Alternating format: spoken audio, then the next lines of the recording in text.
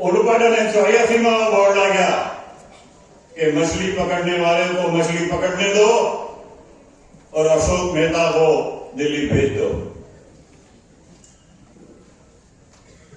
તે દિવસે એટલે 1980 ની વાત કરું, તે દિવસે સમગ્ર ગુજરાતના અને આ કાંઠા વિસ્તારના યુવાનોમાં એક ચેતના ઊભી થઈ અને એમણે એમ કહ્યું કે મछली पकड़ने वाले को, ત્યારે આપણે તો જે સમાજમાંથી આવીએ છીએ ને એ સમાજ આ કૌશલ પટ્ટીનો છે. પોરબંદરથી શરૂ કરીને ઉમરગામ સુધીનો જે કૌશલ પટ્ટી છે એ પટ્ટીમાં કોળી સમાજની મોટી વસ્તી છે.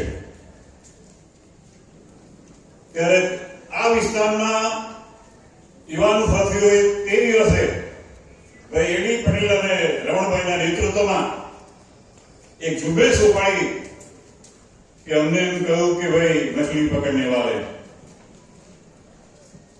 ત્યારે શ્રી પટેલ સાહેબ જંગી બહુમતીથી આ વિસ્તારમાંથી ચૂંટાઈને ગયા. ત્યારે મને એમ થયા કરે કે આજે જે અહીંયા દીપ પ્રગટ થયું, નવી ચેતના જે ઊભી થઈ,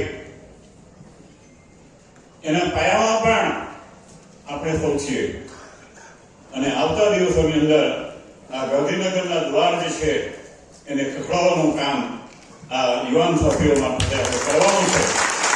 એનો શુભારંભ આજથી અહીંયા શરૂ થઈ જાય છે એમ કહું તો ખોટું નથી. पहाड़ों से जो टकराए उसे तूफान कहते हैं,